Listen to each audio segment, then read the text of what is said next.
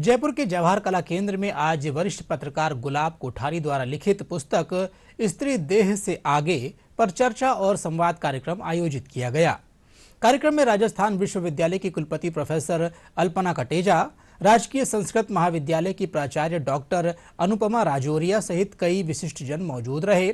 पुस्तक पर चर्चा करते हुए वरिष्ठ पत्रकार गुलाब कोठारी ने कहा कि इस पुस्तक में मातृशक्ति को उल्लिखित किया गया है। उन्होंने कहा कि हर मां के पास अपनी संतान के भीतर देखने की सूक्ष्म दृष्टि होती है।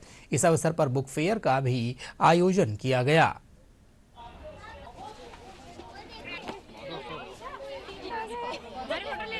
स्त्री माया भी है, स्त्री महामाया भी है, स्त्री योग माया भी है और स्त्री प्रकृति भी है।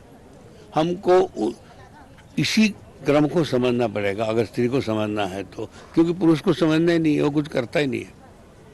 इसको समझ लीजिए तो गीता, आदि गीता ब्रह्म पर लिखी हुई है, आदि गीता कर्म पर लिखी हुई है।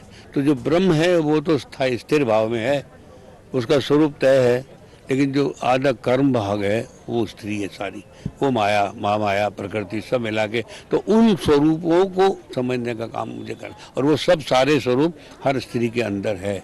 स्त्रियों के जो गुण हैं वो उन्हें पुरुषों का पूरक बनाते हैं, पुरुषों से भिन्न बनाते हैं, लेकिन समाज के लिए दोनों की आवश्यकता है, दोनों मिलकर के ही समाज बना सकते हैं। जो प्रकृति में सृजन का काम है वो स्त्रियां जो करती हैं उसमें दोनों का बराबर का योगदान है। हर मानव में जो फीमेल और मेल है, दोनों में ही दोनों गुण होते हैं। हमें उन्हें पहचानना है। हमें स्त्रियों की तरफ, चाहे वो किसी भी रूप में है आज समाज में, उनकी तरफ अपनी मानसिकता, जो हमारी मानसिकता करप्ट होती जा रही है, जो गिरती जा रही है, उस मानसिकता को, उस मेंटालिटी को सुधारने की अति आवश्यकता है,